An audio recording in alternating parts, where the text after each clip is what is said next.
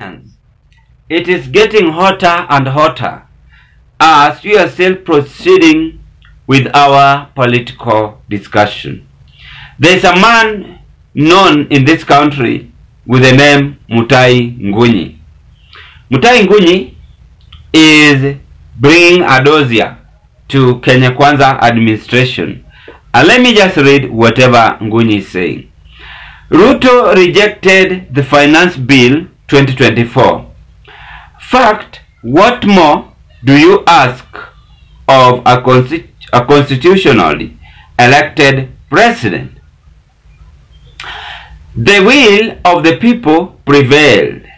Dear Riggy, your chocolate soldiers will be melted by the sun on the streets before they meet KDF. That is NGUNYI'S shocker. He is sometimes creating UDA government to stand still after his attack. Today, I don't want to differ with him because he have oozed a word of wisdom, and you can as well listen to whatever NGUNYI is talking about. NGUNYI is talking about the finance bill rejection under Ruto and Riggy administration, and is keenly observing how the police officers always attack the demonstrators, and is directing his attack to the deputy president, who is sometimes advising the police officers to stop the demonstrators, and is saying that the chocolate soldier of Riggy will be melted by the sun on the street before they meet KDF. And therefore, who are these chocolate soldiers? The chocolate soldier NGUNYI is talking about are the demonstrators. So there is two things vice versa NGUNYI is talking about. But my main point here is NGUNYI is now indicating to the government that the will of the people prevailed. That is very nice. That the will of the people prevailed. When Abraham Lincoln described the government is made for the people, with the people, and by the people.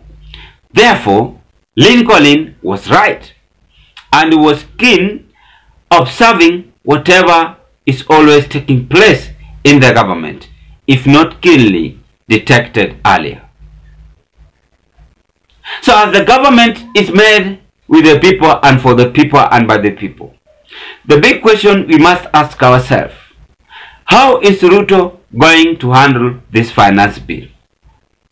He had rejected it. He had withdrew it. But how is he going to handle it? Yet the MPs had also apologized, the UDA MPs. So there's a very big scenario here. There's a very big problem here. And we must be keen. Because the Gen Zs are not people whom you are cheating. They are not people easily to be cheated. They are also very keen observing how Ruto is going to handle that finance bill. And as the president and as the commander of defense forces, he also must be very alert, and he knows these people whom he is ruling.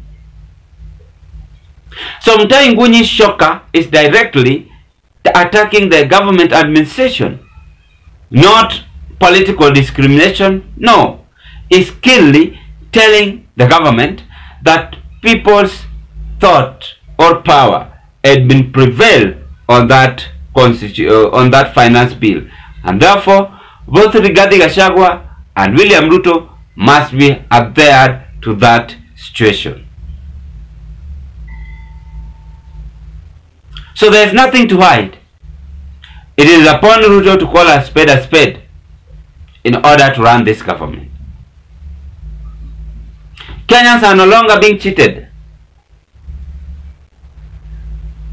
They are keenly observing how government is always working.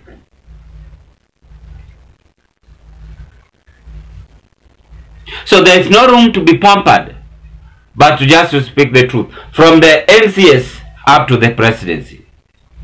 When I talk about the MCS, there are some MCS who are reluctant. They're no longer having interest to assist the people in the country. When I talk about the MPs, they are reluctant, some of them. They're no longer having interest to assist the people in their constituency. The same to the governor. The same to the Senate.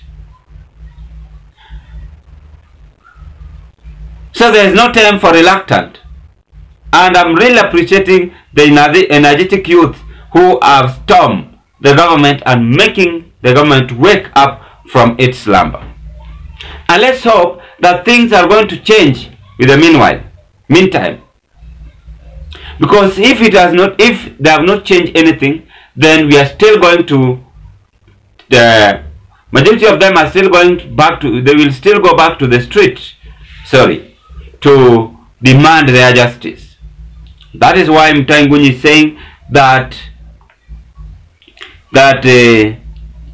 due as a constitutionally elected president, the will of the people prevailed. So if the will of the people prevailed, it means that they are the people, the people themselves are the ones making the right direction, demanding the justice from the government, telling the government what to do, and even insisting their demand.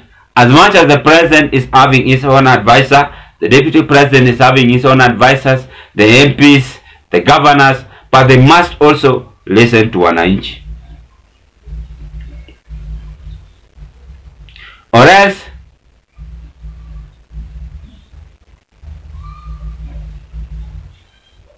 it is going to be worst. It is going to be worst, and things are still going to be worst as ever before.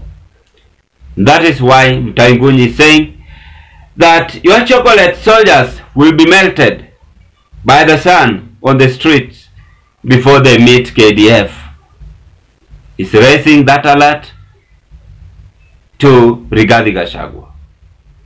Ladies and gentlemen, drop your opinion at the comment section below. Thank you so much, and bye bye, as we hope to meet on another political discussion.